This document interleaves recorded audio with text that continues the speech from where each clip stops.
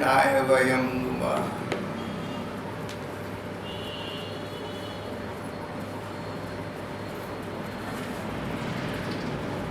शिवजी और दक्ष प्रजापति का वृत्तांत श्रीमद् भागवत के चौथे स्कंद के आरंभ में दिया है।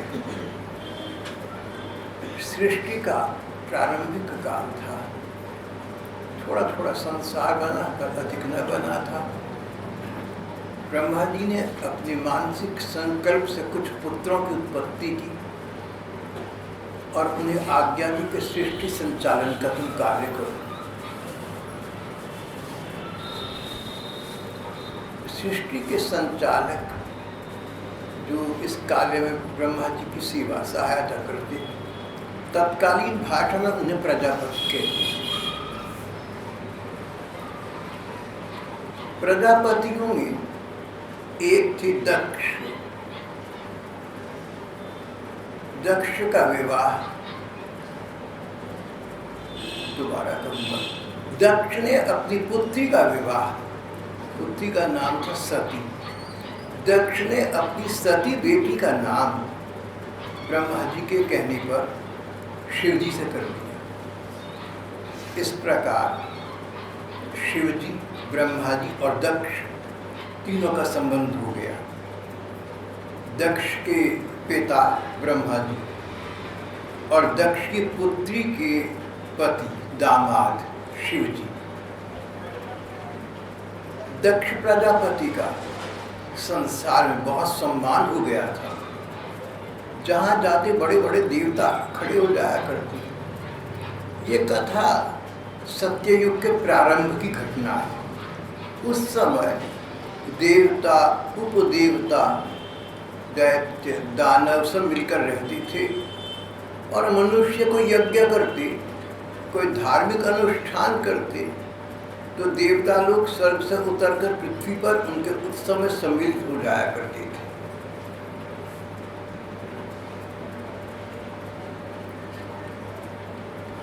इस प्रकार सारा क्रम सुचारू रूप से चल रहा था। दक्ष प्रजापति ने निर्णय किया कि प्रजापतियों के कल्याण के लिए, सृष्टि के कल्याण के लिए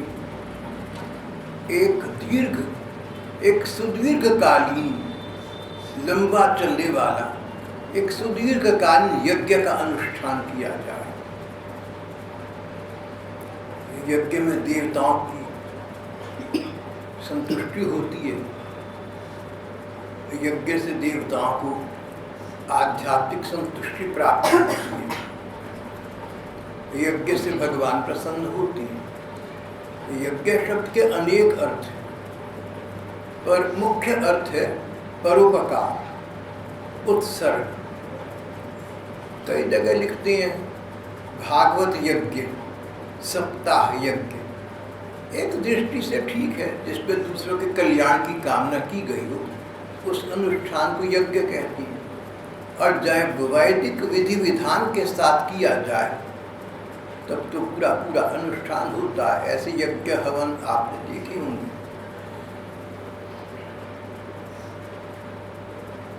सतयुग में भगवत प्राप्ति का सबसे बड़ा विधान यज्ञ भगवान को संतुष्ट करना ही था।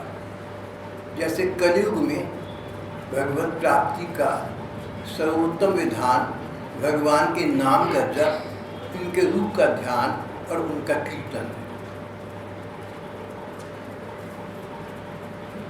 दक्ष प्रजापति ने देखा कि उनका चारों ओर बहुत बोलबाला हो गया है, बहुत वर्चस्व हो गया, बड़ा रूपदाब हो गया है।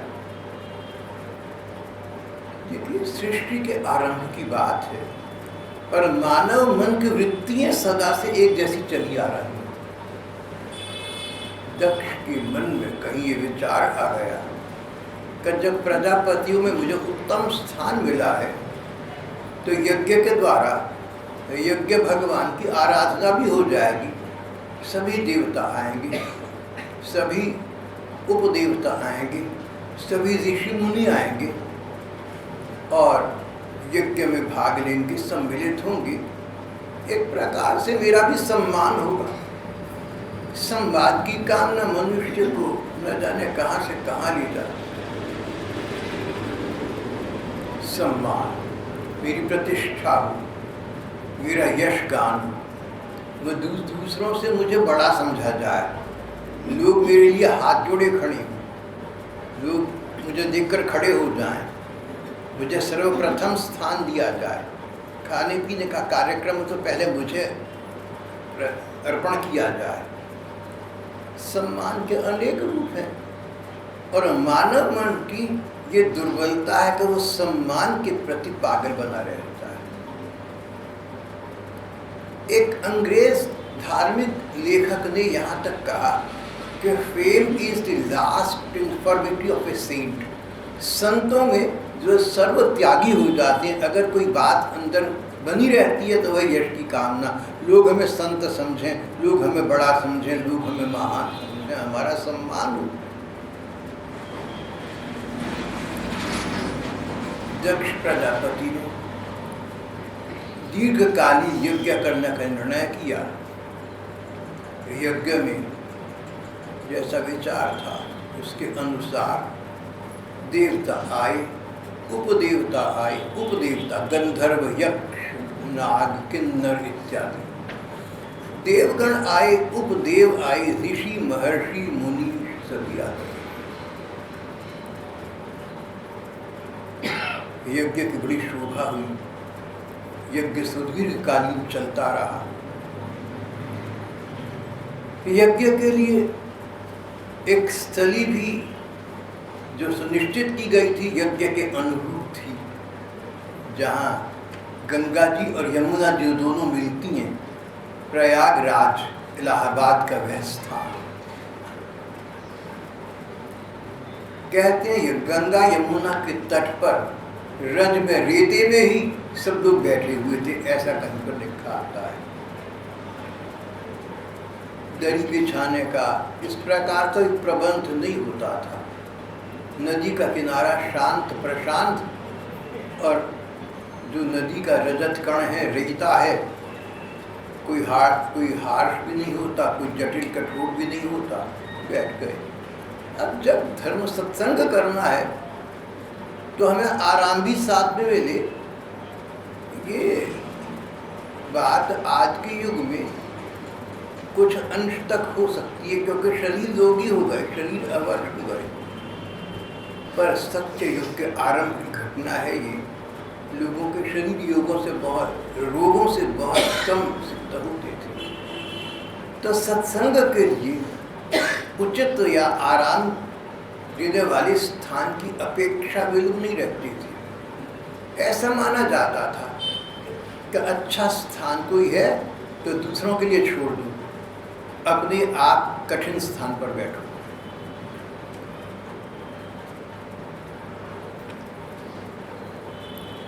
आज के हिसाब से कहें तो जनवरी के महीने की संक्रांति थी।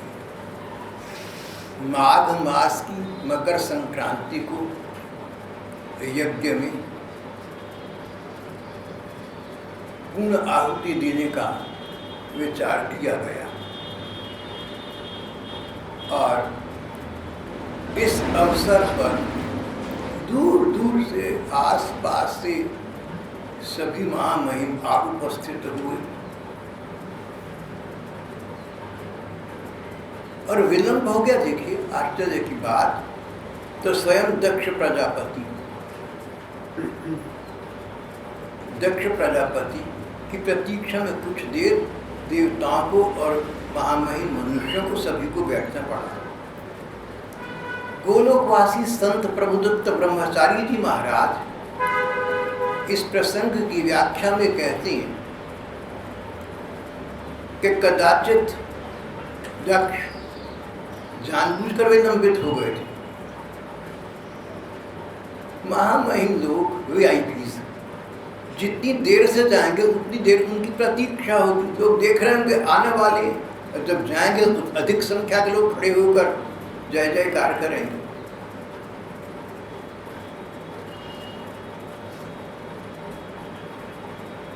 दक्ष प्रजापति जब आई तो पूरी सभा एकदम खड़ी हो गई, रोज इन ए बॉडी, मानो सब खड़े हो गए।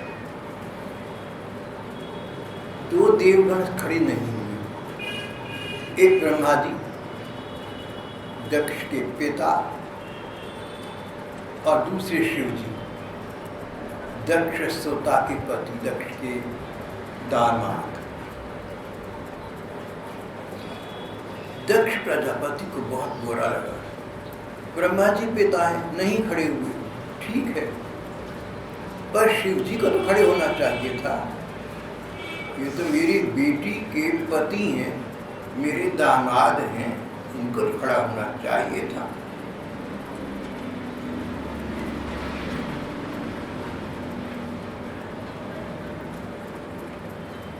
जिस व्यक्ति में सम्मान की पिपासा हो, अगर हमारे मन में मान की कामना हो और मान की कामना से प्रेरित होकर हमने कोई कार्य किया हो, मान मिले नहीं तो अपमान लगता है, अपमान लगता है और वश चलता हो तो क्रोध आता है।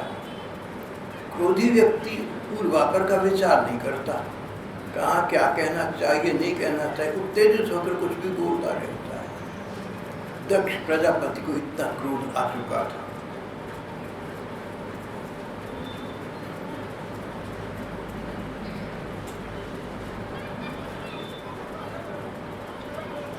दक्ष ने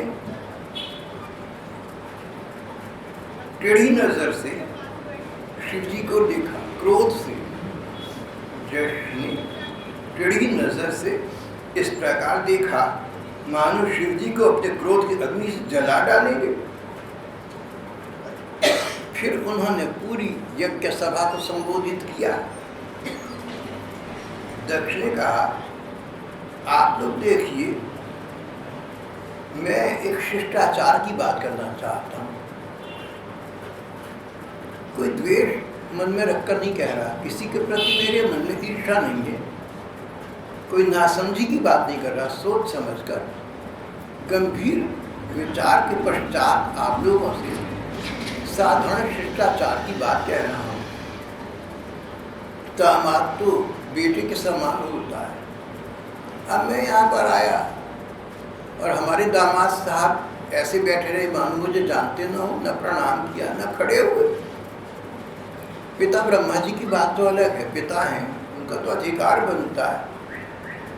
फिर क्रोध में उत्तेजित कर दक्ष कहने लगा कि ये निर्दक्ष महादेव, ये सब प्रजापतियों के पवित्र कीट को धूल मिला रहा है।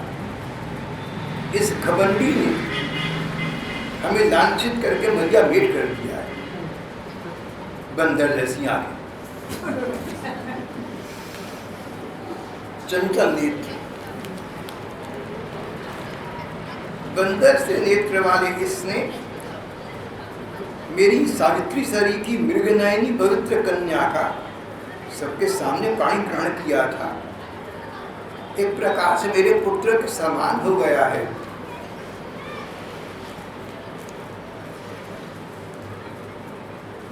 उचित तो ये था कि ये मरकट लोचन, ये बंदर आंखें नचाने वाला शिव जी, उचित तो ये था कि उठकर मेरा स्वागत करता, मुझे प्रणाम करता, पर इस वाणी से भी मेरा सत्कार नहीं किया। मैं ही भूल कर बैठा। मुझे पता था कि ये श्मशान में रहता है, भस्म रमाई रहता है, भूत प्रेतों में घूमता है, इसके सारे गुण पता थे। मैंने अपनी भूली भाली बेटी इसके साथ ब्याह किया। पर सच बताऊं आपको, पिताजी ब्रह्मा जी से बोला, पिताजी सारा कारण आप हैं। आपने आग्रह किया था कि अपनी बेटी का विवाह शिव जी के साथ कर दी, मैंने कर दिया। मैं तो नहीं चाहता था, आपकी आज्ञा पालन के कर दिया। अब फल पा रहा हूँ कि बेटे जैसा मेरा दामाद यहाँ बैठा है, सब मेरे सम्मान में खड़े हो गए, हाथ जोड़े खड़ी हैं, ये एक तरफ बैठी हैं। हमारी भक्ति ग्रंथ कहते हैं कि किसी भक्त का भावापराध मत करो, भावापराध भक्त का भावापराध। किसी भक्त के भाव लोक में भगवान है। मान लीजिए आप में से कोई बहन या भाई है, भगवान के ध्यान में मग्न है, और कोई दूसरा सत्संगी भाई बहन मिले और ये कहे कि देखो कैसे आंखें मीच के बैठा हुआ है, मेरे आने के आठ तो मिली होगी फिर भी इससे परवाह नहीं करी, तो आपने उस सत्संगी भक्त के भाव को नहीं समझा। वो भगवान के ध्यान में खोया हुआ था, उसे बाहरी जगत का पता नहीं था, इसलिए एक ओर से बैठा रहा। जानबूझकर उसने बदतहजीबी नहीं की, उसने अशिष्टता नहीं की। भक्त के वाणी व्यवहार को भक्त ही समझ सकते हैं। शिव जी तो ब्रह्मानंद में लीन रहती है, परमानंद का साक्षात्कार करती रहती। अभी सन 1971 में गीता प्रेस गोरखपुर के प्रवक्ता महापुरुष भाई श्री हनुमान प्रसाद जी पोद्दार का निधन हो गया था। हनुमान प्रसाद जी को लोग प्यार से भाई जी कहते थे, लाखों लोग उन्हें भाई जी कहते थे। भाई जी की ये स्थिति थी कि किसी रोगी को अस्पताल में देखने जाना है, किसी सभा में सम्मिलित होना है, किसी उत्सव का आयोजन करना है, कल्याण पत्रिका के संपादक थे, उसके लिए लेख ढूंढने हैं, उनके संपादन करना है, उनकी प्रूफ रीडिंग करनी है। पत्नी घर पर थी, बेटी थी, थोड़ा बहुत उनकी भी देखभाल करनी है। न जाने कितने काम उन लगे रहते थे। लोक मंगल, परहित कातरता उनके स्वभाव थी। इतना कुछ करते हुए भी भाई श्री पोद्दार जी श्री राधा कृष्ण के भाव में प्रायः डूबे रहती। किसी रोगी को देखने चिकित्सालय जा रहे हैं, 5 मिनट कार में बैठकर जाना है, उस 5 मिनट में भाई जी की भाव समाधि लग जाती थी। 5 मिनट में भाई जी की भाव समाधि, भाई जी के मन की आंखों के सामने मानो राधा कृष्ण प्रकट हैं, उनके सौंदर्य का अवलोकन कर रहे हैं।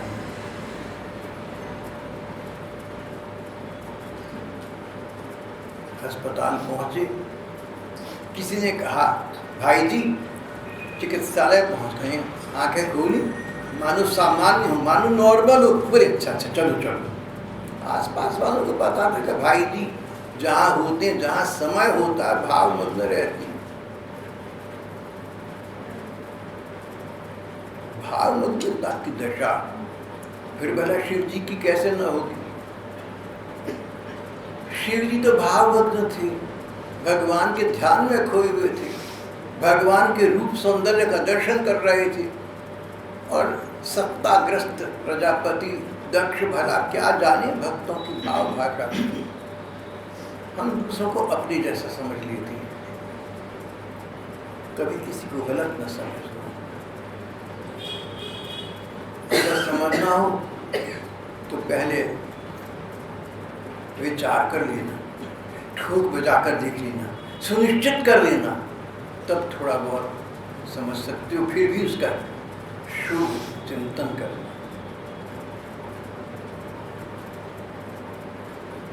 मैं वृंदावन था, इन्हीं ने अपना मकान बनवाया, मुझे छत पर ले गए, अपने मकान की छत पर ले गए, मकान दिखा रहे थे। तो वहां से मैंने एक बहन को कहीं जाते देखा, उसने मुड़कर देखा था और मुझे देखा था, लेकिन तेजी से आगे निकल गई। वृंदावन में 2 प्रकार के बहन भाई रह रहे हैं मेरे परिकर के, मेरे सर्कल के। एक तो वो लोग जो पहले अम्बाला में थे, बचपन से हमारी साथी हैं, वो लोग जो सन 50, 55, 60 से हमारी साथ हैं। अब तो बूढ़े हो गए, कोई 70 का, कोई 80 का, कोई कितना, पर ये साथ तो बहुत लंबा रहा। दूसरे वे लोग हैं जो अम्बाले में परिचित तो नहीं थे, वृंदावन आते जाते थे, वृंदावन के परिकर में आने लगे, और जब मैं जाता हूँ तो कभी मिल जाती हैं। ये बहन उनमें से एक थी।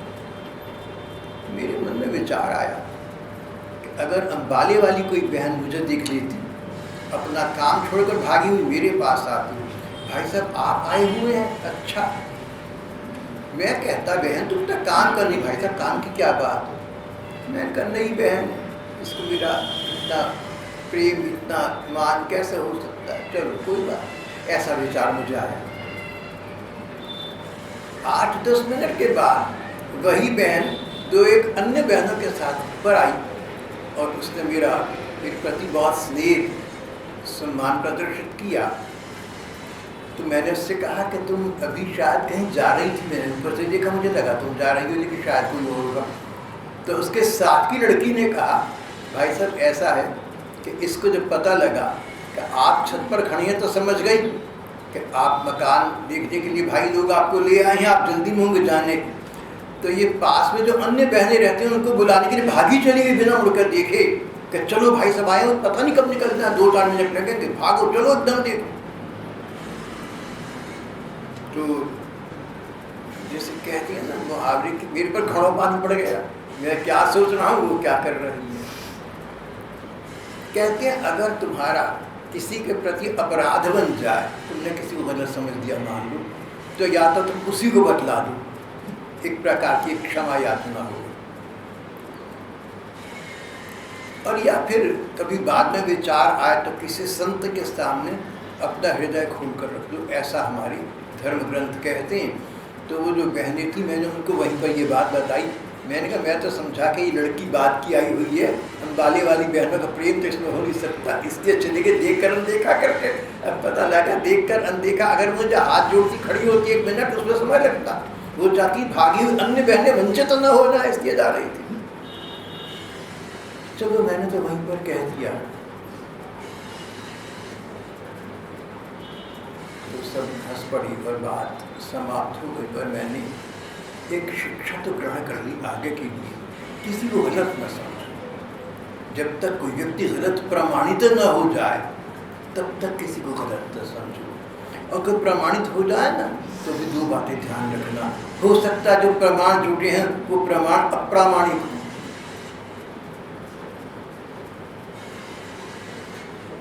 सन 1952 में भारत का नया संविधान लागू हुआ, उसमें संसद और न्यायालय की भर्त्सना करने का अधिकार नहीं था, कंटेम्प्ट ऑफ कोर्ट। न्यायालय की या संसद की अवहेलना आप नहीं कर सकते। तो मैंने कहा कि क्यों नहीं कर सकते, क्या संसद गलत कानून नहीं बना सकती, क्या न्यायालय गलत निर्णय नहीं दे सकते, ये गलत तरीका है। उसके बाद संशोधन में दोबारा कहूँगा, उसके बाद भारतीय संविधान में संसद ने सैकड़ों संशोधन किए, यानी वो गलत थे अब ठीक करा।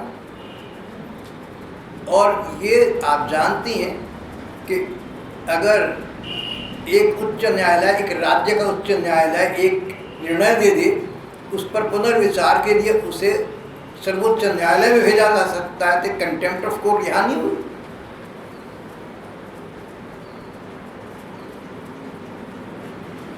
संसद हो या सर्वोच्च न्यायालय हो, उत्तरदायित्व के लोग हैं, सच बात है, ठीक है, काबिल हैं, महान है, विद्वान हैं, हम सब जानते हैं, लेकिन हैं तो मनुष्य।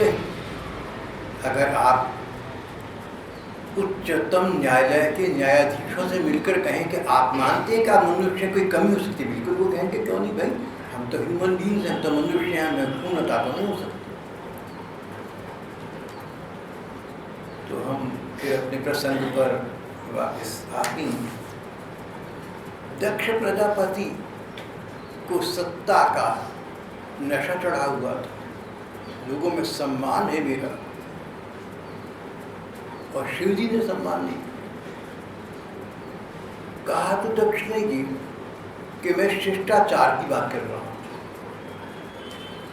अब देखिए, मैं शिव जी का कोई अधिवक्ता, उनका वकील नहीं हूँ, लेकिन जो ठीक बात है वो मुझे जो लगता है वो ये, पहली बात, अगर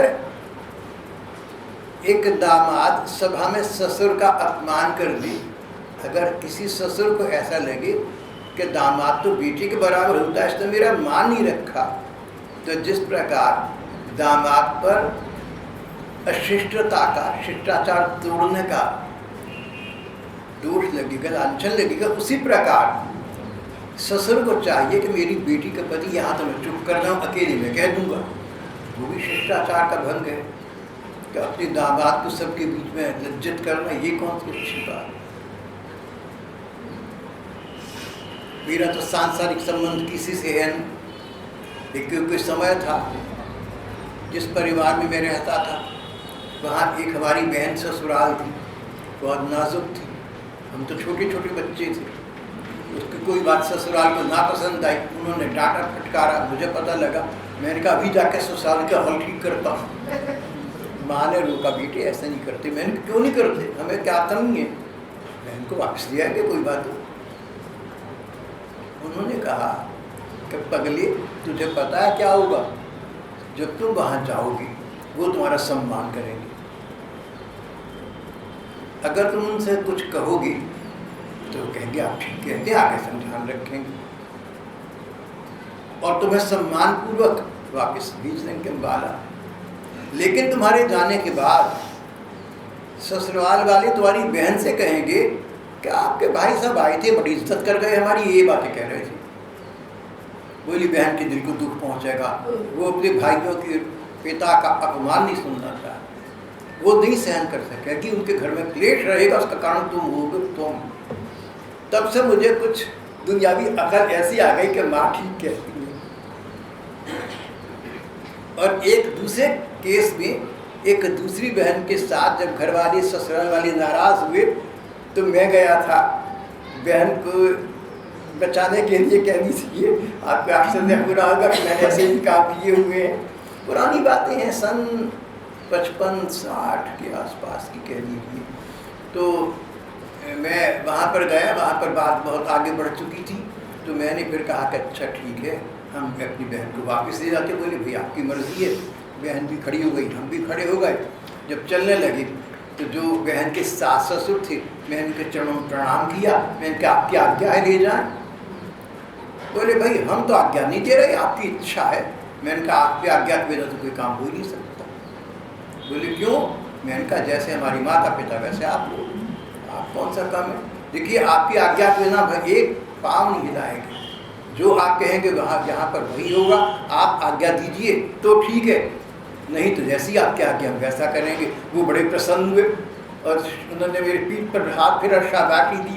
बोले बेटा हम तो ये चाहते हैं कि तुम्हारी बहन यहीं रखे, हम इसका ध्यान रखते हैं और आके ध्यान रखेंगे। बात समाप्त हो गई। उसके बाद वो लोग जब तक रहे इस संसार में, उस बहन के सास ससुर, मेरे प्रति उनका अगाध प्यार था, बहुत स्नेह था उनका मेरे प्रति, अगाध। और एक बार जब मैं उनके यहाँ दोबारा कभी मैं गया, तब तक स्थिति बदल चुकी थी, समय बदल चुका था। तो जिस कमरे में मैं कुछ बहन भाई और थे ठहरे, वहाँ कीर्तन हुआ, ठाकुर जी साथ थे, किसी बहन की, वो सब हुआ। तो जब हम चलने लगे तो उन्होंने कहा कि अब इस कमरे को इसकी हम सैंक्टिटी को मेंटेन करेंगे। अब इस कमरे में जूते नहीं आएंगे, चमड़े का सामान नहीं आएगा, क्योंकि आप लोग यहाँ ठहरे हैं। तो मतलब ये कि जिन्होंने मुझे जन्म दिया, मेरी माँ को बड़ी अकल थी।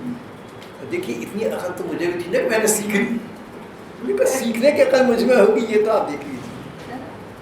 और अब तो आलम ये है कि जो यहाँ की बहन बच्ची हैं, इनके विवाह होते हैं तो इनके जो पति हैं, मैं उनसे स्पष्ट मैं कर देखो भाई तुम्हारे साथ मेरा रिश्ता ऐसा है कि तुम जो चाहो कहो और करो, हमने तो हमारा सम्मान रखना ही रखना है। ये सुनकर वो प्रसन्न हो जाते हैं और भगवत कृपा से सब बढ़िया चल रहा है।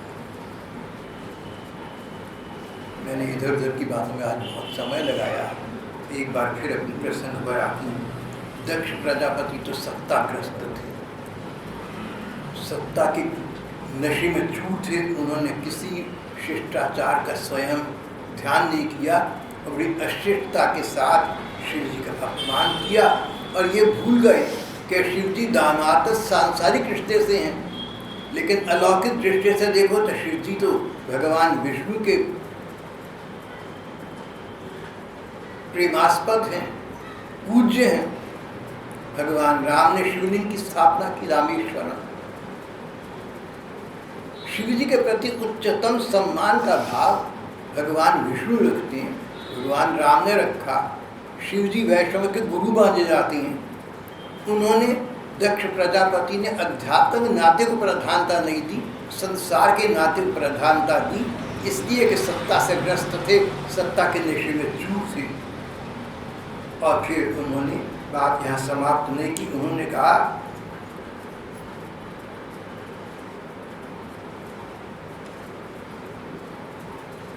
कि देखो इस अशिव शिव को देखो, शिव का मतलब कल्याणमय, इस अशिव शिव को देखो, ये कल्याण मय तो है लेकिन अशिव अमंगलकारी है। नाम का शिव है मंगलमय, मंगलकारी, और है अशिव, है अमंगल करने वाला। और निर्धज्ज होकर चुपचाप ऐसे बैठा है मानो कुछ सुना ही ना हो, मानो भोला भाला हो।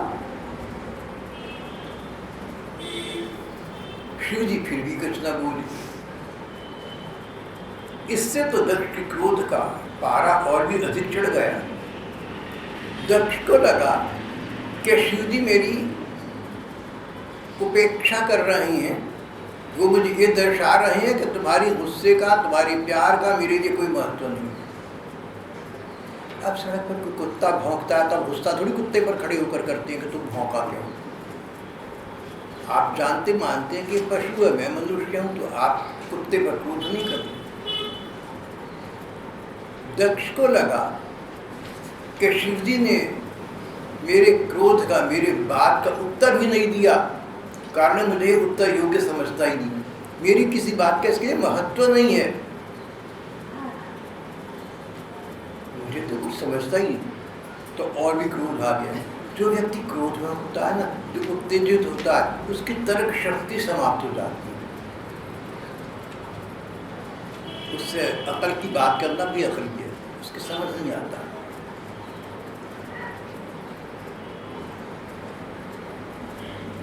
आसपास जो महामहिम महापुरुष थे, देवता थे, उन्होंने दक्ष को समझाना चाहा, वस्तु स्थिति से अवगत कराना चाहा।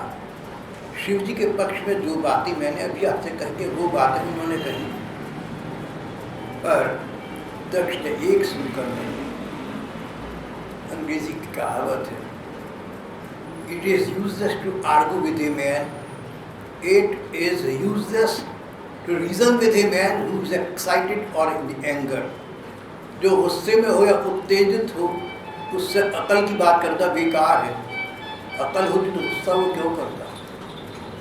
जब व्यक्ति गुस्से के मूड में होता है, गुस्से की वृत्ति में होता है, तर्क शक्ति समाप्त हो जाती है, विवेक समाप्त हो जाता है, तभी तो ऐसा करता है।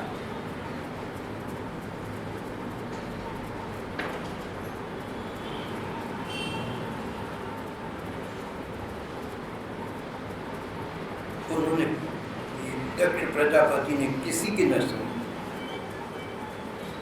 और उसने अंत में शिव जी को श्राप दिया। शिव जी को श्राप दिया, बताइए। श्राप और वरदान में देने में समर्थ और सर्वोपरि शिव जी को दक्ष प्रजापति ने श्राप दिया।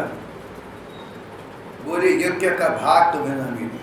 आज के बाद मैं श्राप देता हूँ कि यज्ञ में शिव जी को जो भाग देवताओं को दिया जाता है, जो भाग देवताओं को दिया जाता है, वो भाग शिव जी को न दिया जाए। मेरा ये श्राप। कोई सम्मान का स्थान किसी सभा में शिव जी को नहीं मिलेगा। जब दूसरों का सम्मान नहीं करना जानता, अपने ससुर का सम्मान नहीं करना जानता, तो सम्मान के योग्य नहीं है। आज के बाद इस अशिव शिव को यज्ञ में भाग न मिले, अन्य देवताओं के साथ संगत पंगत में इसको न बिठाया जाए, इसके साथ कोई संबंध न रखा जाए, यज्ञ में किसी सभा में इसको सम्मान का स्थान न मिले। और इतना कहकर दूसरों की बात को बिना सुने क्रोधित होकर दक्ष सभा से निकली। उन्होंने यज्ञ पूरा अटेंड नहीं करा, उसमें सम्मिलित नहीं हुए। जिस कार्य के लिए आए थे सो न किया। यज्ञ था, यज्ञ के प्रधान कर्ता दक्ष प्रजापति थे, देर से आए, आने के बाद क्रुद्ध हुए, उत्तेजित होकर बोले, शिव जी को शाप दिया, बिना कुछ सोचे समझे उठकर चल पड़े और घर पहुंच गए। शिव जी शांत रहे। दूसरा क्रोध करे ना तो तुम शांत रहे। कहीं कहीं तो ऐसा भी हो जाता है, तुम तो शांत रहो, दूसरा तुम और बिगड़े। अरे इससे शांत बैठा है कि तेरी निगाह में मेरी बात का कोई मतलब ही नहीं है, मुझे समझता ही कुछ नहीं है। बड़ा कठिन संसार, स्थिति के अनुसार कुछ कर देखना, अपना सा कोशिश करना, देश काल पात्र के अनुसार व्यवहार करने। हमारे धर्म ग्रंथ में लिखा है कि कोई नियम निरपवाद नहीं है। The only golden rule is that there is no golden rule. अगर कोई पक्का नियम है तो एक ही है कि पक्का नियम कोई है ही नहीं। जो भी नियम है ना, उनका पालन करने में 3 बातों का स्थान रखना चाहिए, ऐसा हमारे धर्म ग्रंथ कहते हैं। देश, काल और पात्र। देश, जगह कैसी, काल, मौका कैसा है, पात्र, जिनसे आप बातचीत करें, जिनके बीच में वे लोग किस प्रकार के हैं, उनका स्तर क्या है। किसी अनपढ़ से तुम अंग्रेजी बोलो क्या समझे। देश, काल, पात्र, जगह, मौका और किस प्रकार के लोग हैं। 3 बातों को देखकर फिर जैसा तुम उचित समझो वैसा वहाँ पर कहना करना, ऐसा हमारी धर्म ग्रंथ नीति शास्त्र में कहते हैं।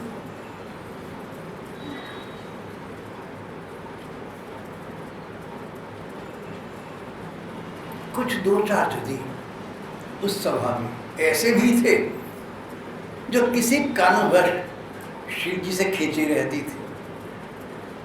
उनकी निगाह और चेहरे ये बता रहे थे कि दक्ष का बोलना उनको अच्छा लग रहा है। स्वयं तो बोल नहीं सकती थी, लेकिन चलो कोई बोला तो ये लोग उन्हें सिर हिलाकर या आंखों से इशारा करके उकसावा दे रही थी। कोई दांत दिखाकर हंसने लगी। ठीक है, कोई बात नहीं, बिल्कुल आप बढ़िया कह रहे हैं। देखो, जब से संसार बना है ना, समाज में सब प्रकार के लोग रहे। पहला समाज लगभग ये था जिसकी हम चर्चा कर रहे हैं। इसमें सभी लोग शिव जी के पक्ष में थे, लेकिन 2-4 विपक्षी वहाँ भी निकल आए। वो ईर्ष्या के कारण से थे, नासमझी के कारण से थे, किसी पूर्वाग्रह से थी, कारण कुछ भी रहा हो, लेकिन समाज 2 भागों में विभक्त तो हो गया ना, एक पक्ष एक विपक्ष।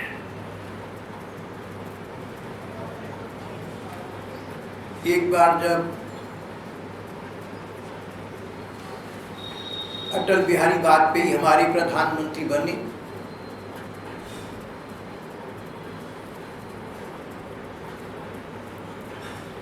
उन्होंने एक स्थान पर कहा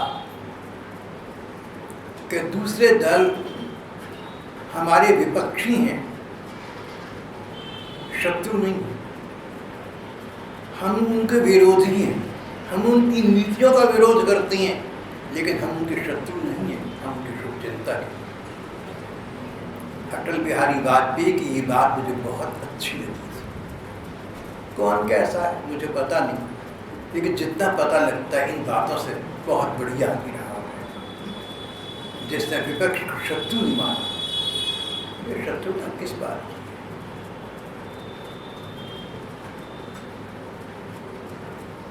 हमारी बहुत बड़ी एक अभिनेता अमित के विरुद्ध कुछ संस्थाएं नाराज होकर बोली।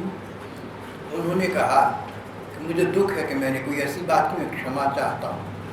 और आगे उन्होंने कहा कि झगड़े को ख़त्म करने के क्षमा मांगने से कोई छोटा नहीं हुआ करता। मैंने सोचा छोटा तो नहीं हुआ करता, बड़ा हो जाता है।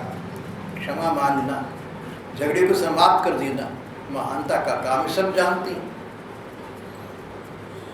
चलिए, आज का हमारा प्रसंग यहाँ जैसा भी था समाप्त हो जाता है।